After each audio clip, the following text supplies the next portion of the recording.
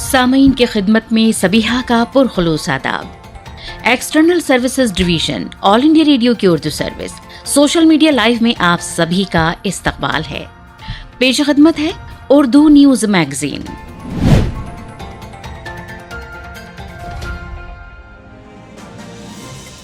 News magazine کے آغاز میں آئیے سنتے ہیں حالات حاضرہ پر مبنی جہانما۔ جہانما میں آج اہم موضوعات یہ ہیں: مشرقی لداخ میں چین کے ساتھ جاری فوجی کشیدگی کے درمیان ہندوستان نے اہم ترین نگراں مشنوں کے لیے ایک امریکی فرم سے 2 MQ-9BC گارڈین ڈرون لیز پر حاصل کیے۔ متحدہ عرب امارات نے ایران، شام، افغانستان اور پاکستان سمیت 13 مسلم اکثریتی ممالک کے شہریوں کو نیا ویزا جاری کرنا بند کر دیا۔ ہندوستان اور بحرین مختلف شعبوں میں اپنے تعلقات کو مستحکم کرنے پر متفق۔ اسلام آباد میں پمس کے ڈاکٹروں سمیت 181 طبی ملازمین کورونا وائرس کا شکار، اور ایتھوپیا کی جنگ مشرقی افریقہ کو عدم استحکام کا شکار کر رہی ہے، یورپی یونین کا انتباہ۔ مشرقی لداخ میں چین کے ساتھ جاری فوجی کشیدگی کے درمیان مسلح افواج کے لیے ہندوستان نے اہم ترین نگراں مشنوں کے لیے ایک امریکی فرم سے 2 MQ-9BC گارڈین ڈرون لیز پر لے کر فوج میں شامل کی ہیں۔ روزنامہ ٹائمز آف انڈیا نے خبر شائع کی ہے کہ 2 غیر مسلح سی گارڈین تامل ناڈو کے ارناکولم میں بحری ایئر اسٹیشن INS رجالی سے بحر ہند خطے پر طویل فاصلے کا احاطہ کرنے والے ISR یعنی انٹیلیجنس، نگرانی اور فوجی اہمیت کے ٹھکانوں کی کھوج کے مشن کا پہلے ہی آغاز کر چکے ہیں۔ وزارت دفاع کے ذرائع کے مطابق اگر ضرورت پڑی تو اس ڈرون کو چین کے ساتھ لائن آف ایکچوئل کنٹرول پر بھی تعینات کیا جا سکتا ہے۔ مثال کے طور پر بحری P-81 سمندری پیٹرولنگ ہوائی جہاز پیپلز لبریشن آرمی پر نظر رکھنے کے لیے پہلے ہی زمینی سرحد کے ساتھ بڑے پیمانے پر استعمال کیا جا رہا ہے۔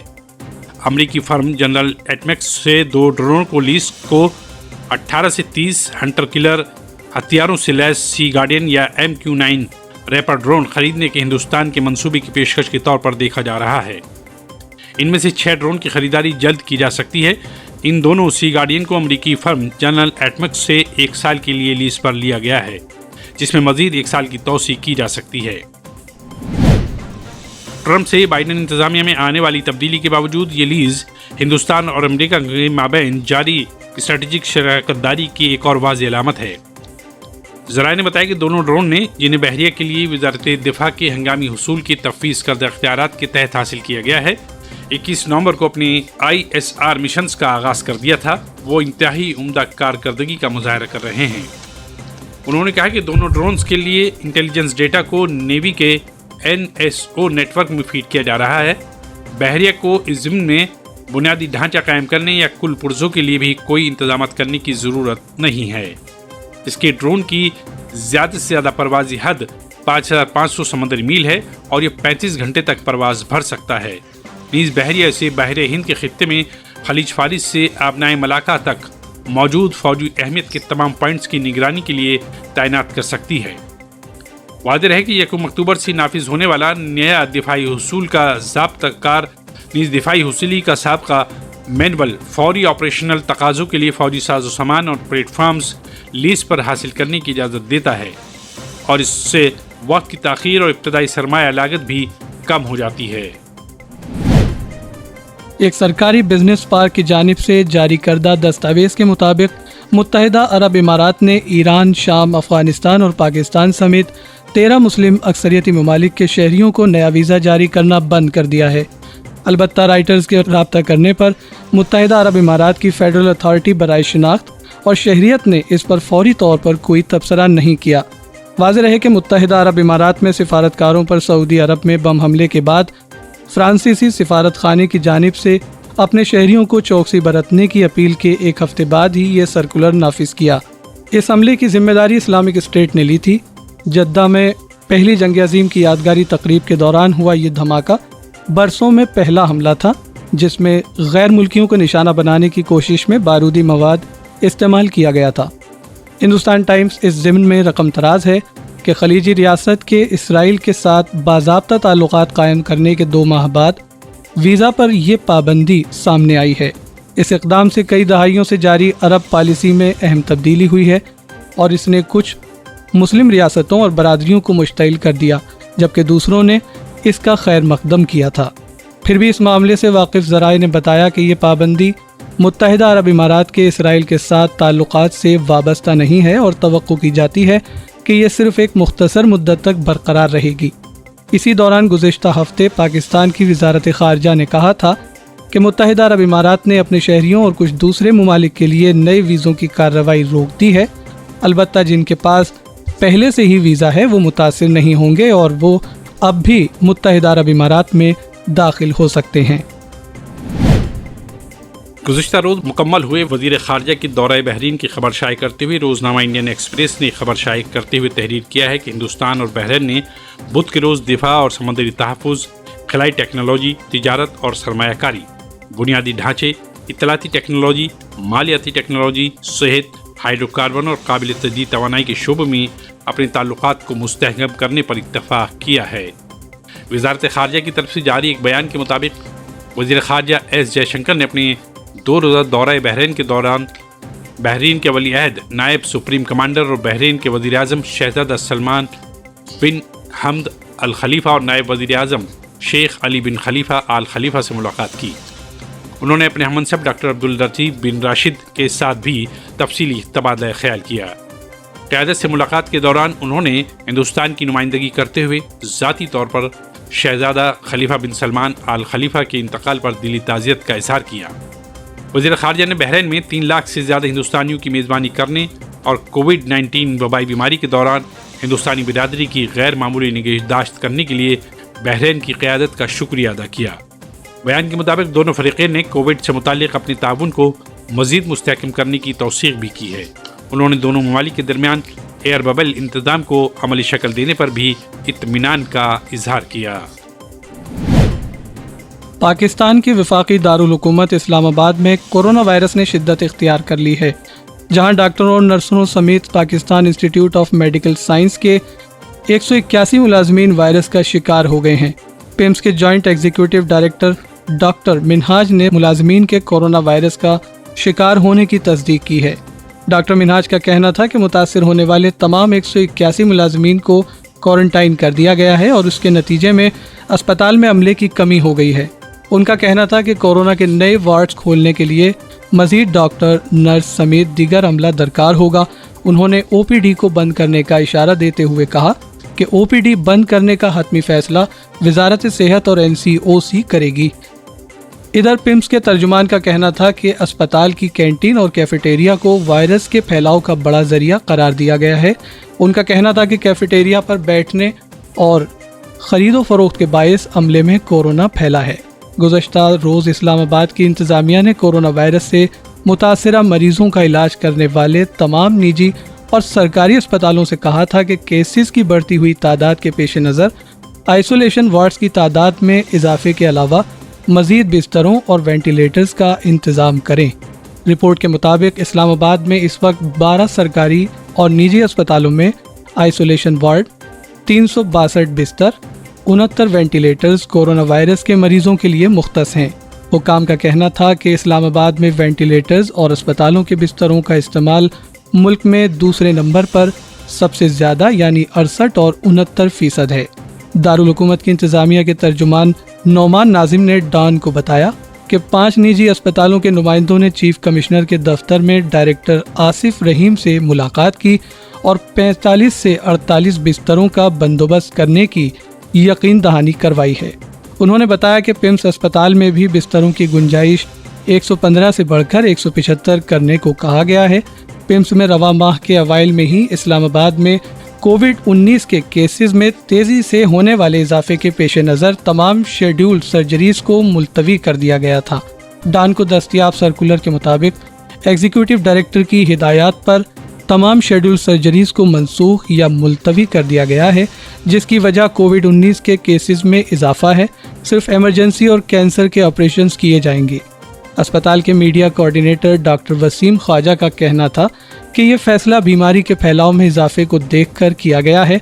उनका कहना था कि जब कोई मरीज़ अस्पताल आएगा तो न सिर्फ वो वायरस ला सकता है बल्कि अस्पताल आकर वायरस का शिकार भी हो सकता है।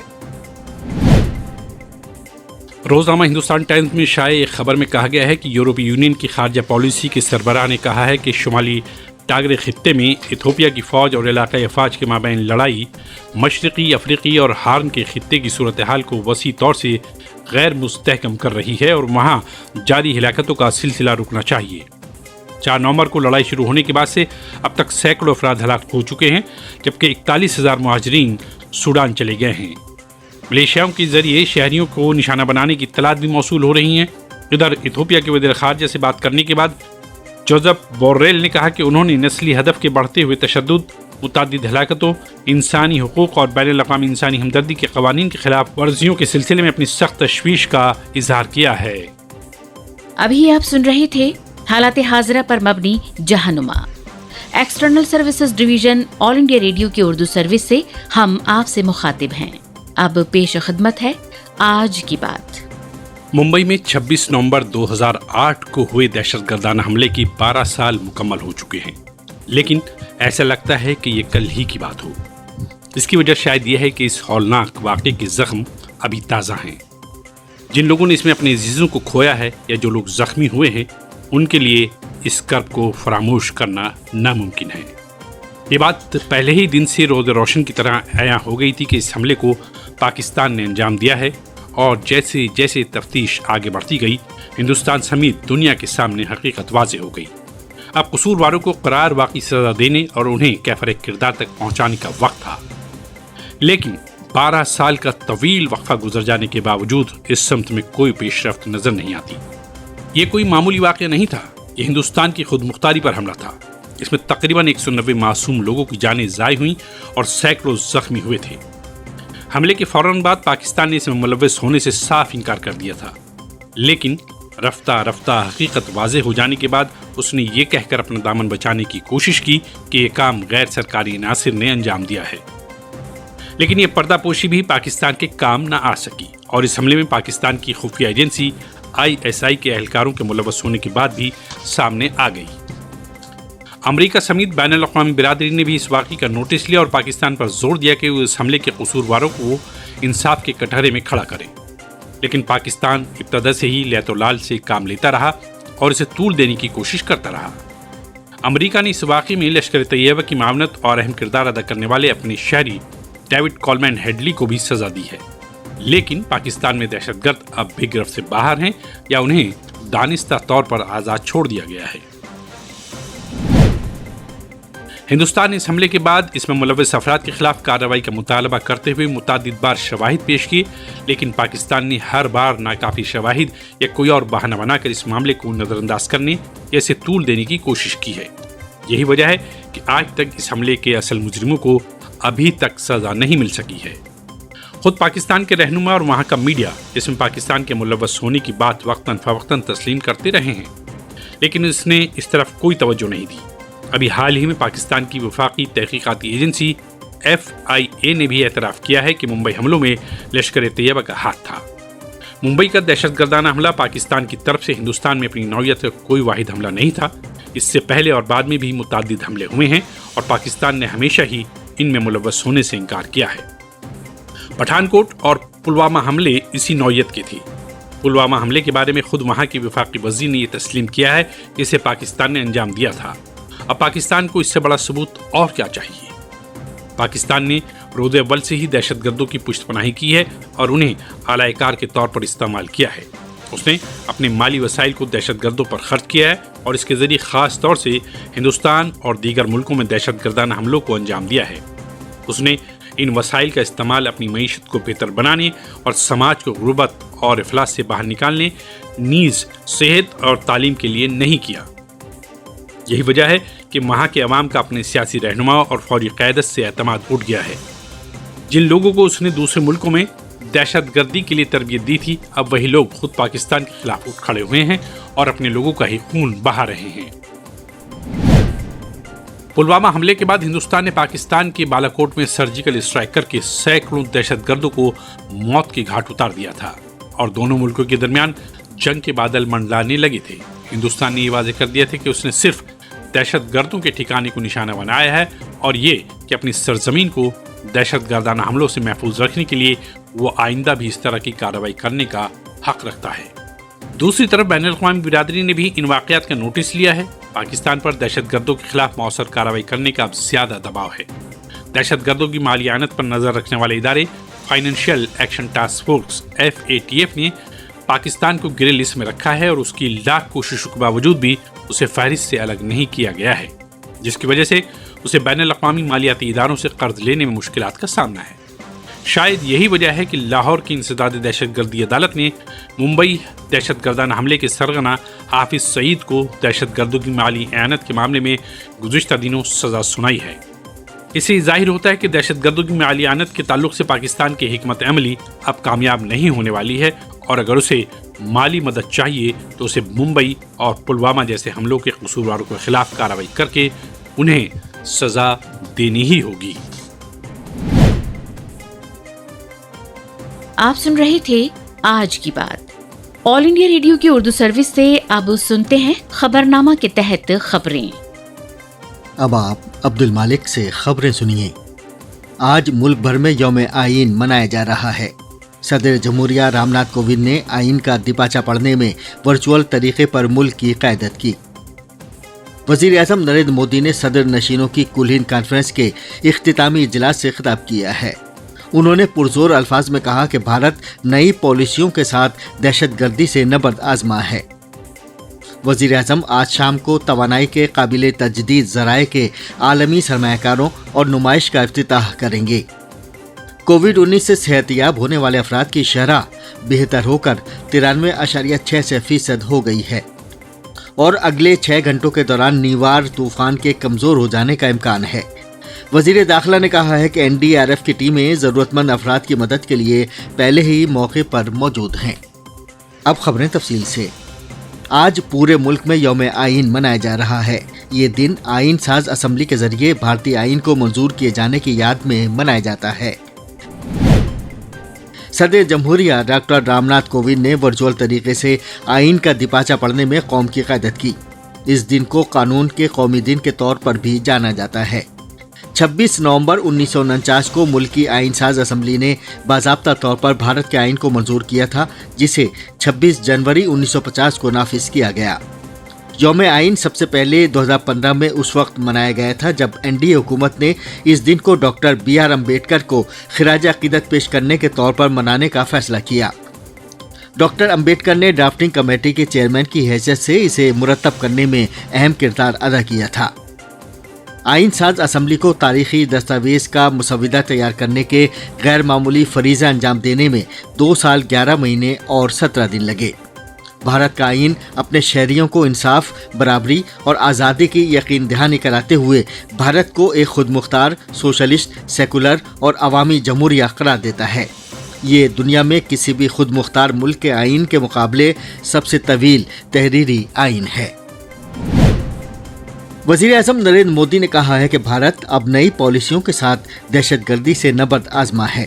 انہوں نے یہ بات آج کیوڑیا، گجرات میں ویڈیو کانفرنسنگ کے ذریعے صدر نشینوں کی 80ویں کلہین کانفرنس کے اختتامی اجلاس سے خطاب کرتے ہوئے کہی۔ انہوں نے کہا کہ بھارت 26/11 کے دہشت گردوں کے حملے کے زخموں کو نہیں بھول سکتا۔ انہوں نے بتایا کہ آج ہی کے دن 2008 میں پاکستان کے دہشت گردوں نے ممبئی میں حملہ کیا تھا، جس میں غیر ملکی شہریوں اور پولیس والوں سمیت کافی لوگ مارے گئے تھے۔ وزیر اعظم نے انہیں خراج عقیدت بھی پیش کیا۔ وزیر اعظم نے کہا کہ بھارت کے آئین کی بہت سی خصوصیات ہیں، لیکن اس کی سب سے اہم خصوصیت فرائض کی اہمیت ہے۔ جناب مودی نے کہا کہ گاندھی جی کہا کرتے تھے کہ حقوق اور فرائض میں گہرا رابطہ ہے، اور ان کا خیال تھا کہ جب ہم اپنے فرائض انجام دیں گے تو ہمارے حقوق کا خود بخود تحفظ ہو جائے گا۔ جناب مودی نے کہا کہ ہمیں اپنے آئین سے طاقت ملی ہے، اور جو بہت سی مشکلات کو حل کرنے میں مددگار ثابت ہوا ہے۔ یہ 2 روزہ کانفرنس کل شروع ہوئی تھی اور صدر جمہوریہ رام ناتھ کووند نے اس کا افتتاح کیا تھا۔ وزیر اعظم نریندر مودی آج قابل تجدید توانائی کے عالمی سرمایہ کاروں کی 3ری کانفرنس اور نمائش ری انویسٹ 2020 کا ورچوئل طور پر افتتاح کریں گے۔ 3 روزہ ورچوئل کانفرنس کے دوران تمام ممتاز کمپنیاں قابل تجدید توانائی کے شعبے میں اپنی جدید ترین تکنیکی پیش رفت کی نمائش کریں گی اور توانائی کی ترسیل کے لیے دستیاب مختلف متبادل پر تبادلہ خیال کریں گی۔ اس کانفرنس میں کئی عالمی لیڈرز، 70 मुल्कों के तवानाई के वजीर और 200 मुमताज़ मुकर्रिरीन शिरकत करेंगे। इस कॉन्फ्रेंस का इनेकाद नई और काबिल तजदीद तवानाई की वजारत की तरफ से किया जा रहा है।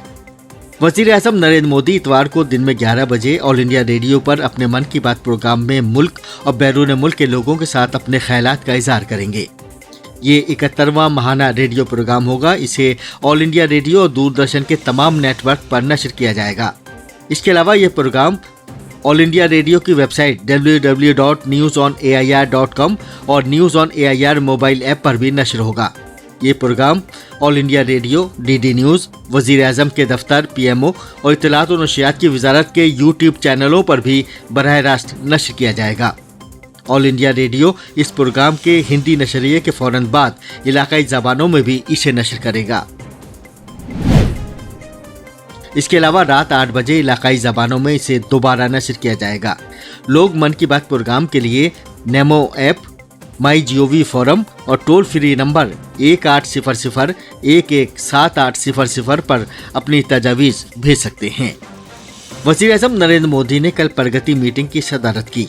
प्रगति ICT पर मबनी सरगर्म हुक्मरानी और बरवक्त निफाज के लिए कसीर मॉडल वाला प्लेटफार्म है, जिसमें मरकजी और रियासती हुकूमतें शामिल हैं। और वज़ीर आज़म की इस प्लेटफार्म के जरिए ये 33वीं गुफ्तगू थी। प्रगति मीटिंग के दौरान कई प्रोजेक्टों, शिकायतों और प्रोग्रामों का जायजा लिया गया। जिन प्रोजेक्टों का जायजा लिया गया उनमें वजारत रेलवे, सड़क ट्रांसपोर्ट और शाहराहों की वजारत, DPIIT और बिजली की वजारत के प्रोजेक्ट शामिल हैं।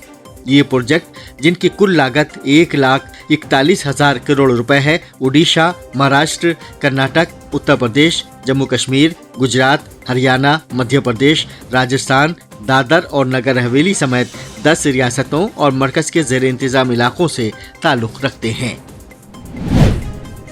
भारत ने कोविड-19 के खिलाफ अपनी जंग में एक अहम संग मील तय किया है। मुसलसल 19 दिन से रोजाना 50,000 से भी कम केस सामने आ रहे हैं। गुज़िश्ता 24 घंटे में तकरीबन 44,000 नए केसों का पता चला है, जबकि इसी दौरान 36,000 से ज़्यादा लोग शिफायाब हुए हैं।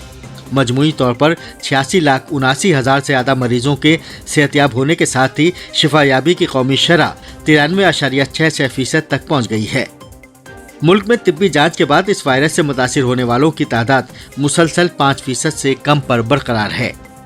गुज़िश्ता 24 घंटे के दौरान मुल्क में 10,90,000 से ज़्यादा कोविड नमूनों की जांच की गई।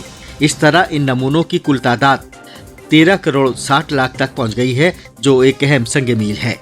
मरकजी सरकार और तिब्बी तहकीक की भारतीय काउंसिल ICMR ने जांच के दौर तरीकों में इजाफा कर दिया है। अब भारत की जांच करने की यौमिया सलाहियत 15 लाख तक पहुंच गई है और इस तरह सभी लोग कोविड-19 का बआसानी टेस्ट करा सकते हैं।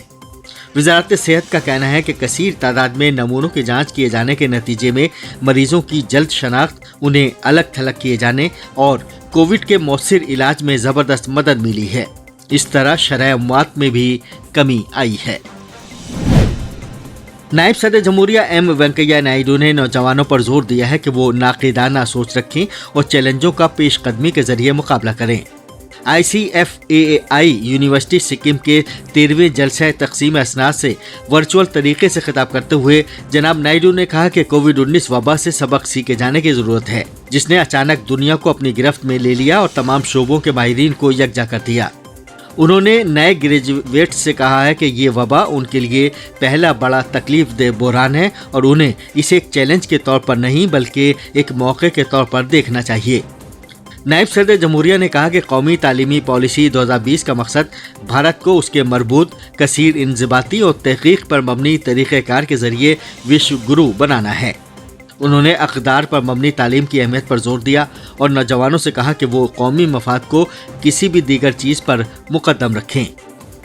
वज़ीर ख़ारजा डॉक्टर S जयशंकर ने बहरीन का अपना 2 रोज़ा दौरा मुकम्मल कर लिया है। अपने इस दौरे में उन्होंने शहजादा सलमान बिन हम्माद अल खलीफा, वली अहद शहजादे, फ़ौज के नायब सुप्रीम कमांडर और वज़ीर आज़म शेख अली बिन खलीफा अल खलीफा से मुलाकात की।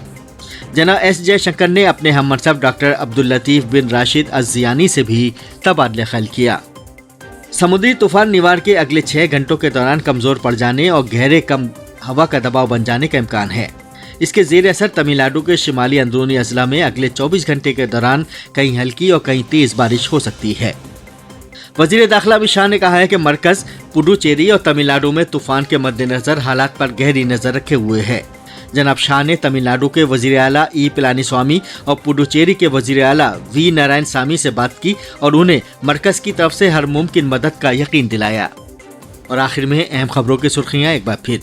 آج ملک بھر میں یوم آئین منایا جا رہا ہے۔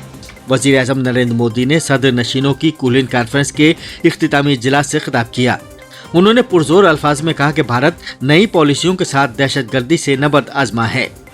وزیر اعظم آج شام کو توانائی کے قابل تجدید ذرائع کے عالمی سرمایہ کاروں اور نمائش کا افتتاح کریں گے۔ اور کووڈ-19 سے صحتیاب ہونے والے افراد کی شرح بہتر ہو کر 93.66% ہو گئی ہے۔